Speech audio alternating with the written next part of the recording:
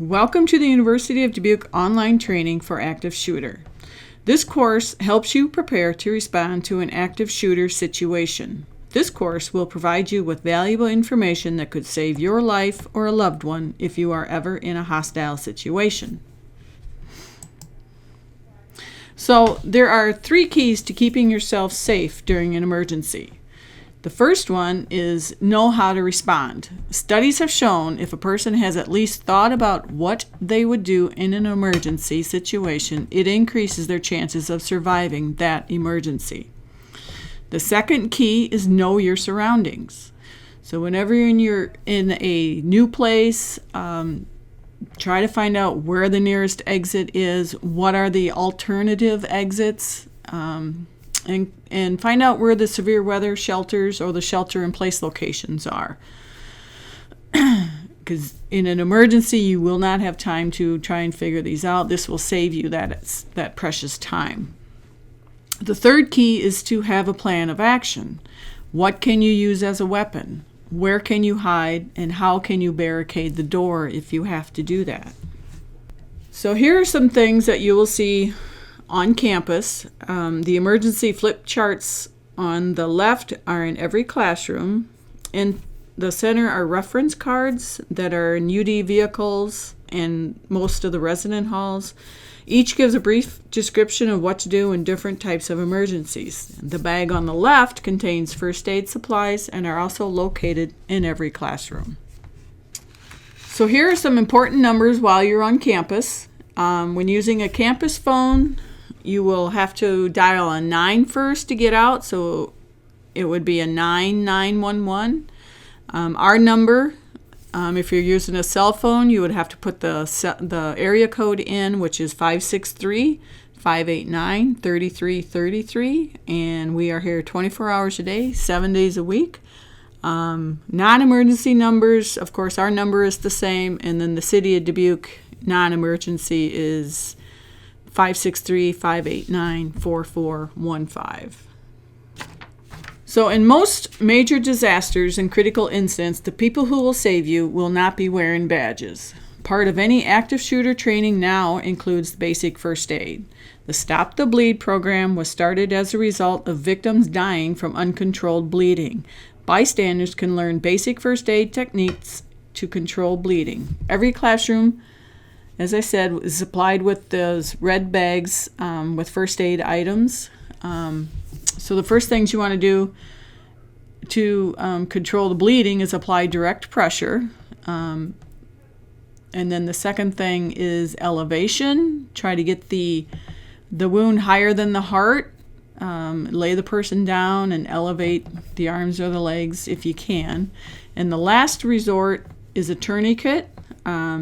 You only use it on an arm or a leg, and you want to place it between the wound and the heart. And items such as belts, ties, zip ties, things like that can stop that bleeding are useful. So here's a video from Rock Valley College in Rockford, Illinois. It illustrates the run, hide, fight method that we use here at UD. After the video, I will review each of the action steps in more detail.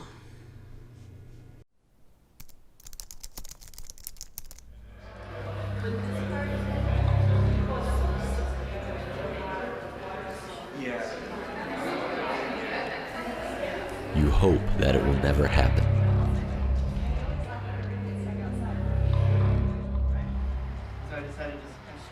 But in the event that an active shooter is on campus, you must be prepared for the different scenarios that may present themselves. Okay, you have to go to the building, which is right across the bridge. Okay. So if you just want to walk out.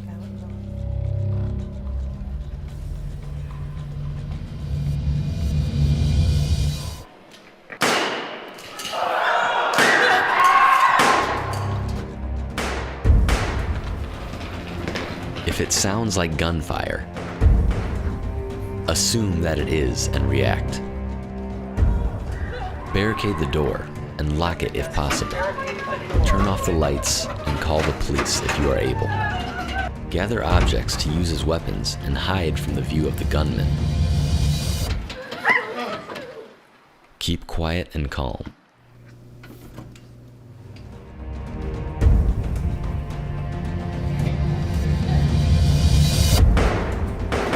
When evacuating, run away from the sound of the gunfire.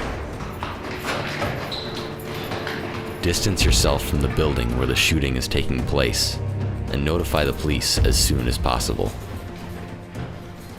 Textbooks out. We're going to be talking about how your brain functions, how we can start processing. How your brain functions. Good. Get the lights. Get the lights. Everybody move over. As a last resort, you must be prepared to fight back. Distract the shooter, right? Grab stuff. When the gunman enters, use a distraction. Attempt to control the barrel of the gun by pointing it towards the ground. When the gunman is disarmed, move the weapon as far away as possible and stand on it. Clear left. Down there. Where's he at? With it. I'm that way. When the police arrive, have your hands over your head unless you are containing the gunman. Sit down. Sit down, sit down, sit down. Sit down. Shooter here. The gun is on the floor. Stay on the gun. Listen to instructions and allow the officers to take control of the situation. Stop resisting. Hands up. The other arm back. Hands up. Good. You're clear. Got it down. So, if you find yourself in an active shooter situation, remember, evacuate if possible. Take shelter in place if necessary. Or fight back as a last resort.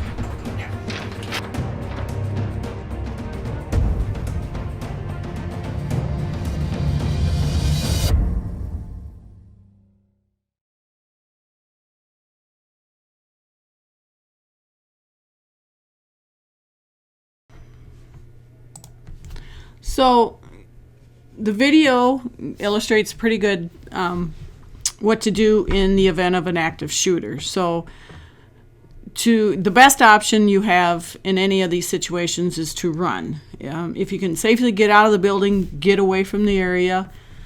You have to decide for yourself. You can try to convince your coworkers or classmates to go with you, but do not waste time. If you feel that your best choice is to run, then leave the area immediately. Get as far away as you can until you feel safe.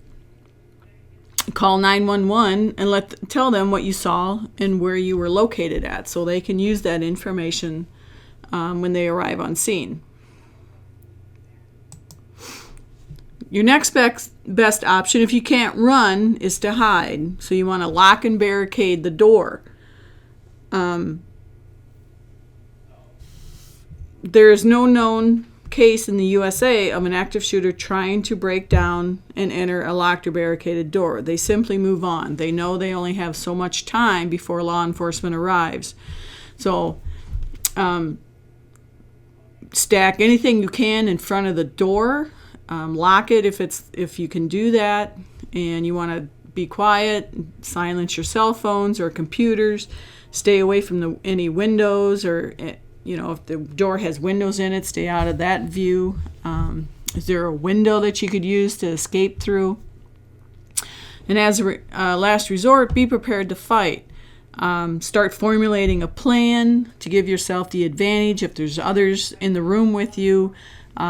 Figure out how best to take that aggressor out by surprise if that's what you have to do.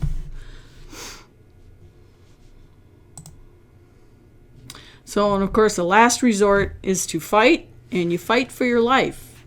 You distract the shooter by throwing anything at his head, and this is coffee cups, water bottles, book bags, books, anything. Just throw them at him and, swarm the person and try to control the weapon. Use whatever you can as a weapon. There's fire extinguishers, that you could use, and just grab the weapon and place it in the trash can. Someone can call 911 and advise law enforcement. Don't let the person up until law enforcement arrives, obviously. And don't, under any circumstances, pick up the weapon, because when pointed at the aggressor, then you become the person with the weapon, and you do not want to be holding the gun. So in May of this year, 2019, these were, there was 2 shootings, like with almost in a week of each other. One was at the University of North Carolina, Charlotte, and the other one was in Colorado. These students charged the gunman and were able to stop them from killing more people. So these methods do work. If you're ever in a situation where you feel like you need to protect yourself, these do work. So if you're interested, here's some more sources for information. Ready.gov and Stop the Bleed has some really good information out there. There's tons of videos on YouTube. If you just search under active shooter, there are several different types of videos out there that all pretty much show the run, hide, fight. So, thank you.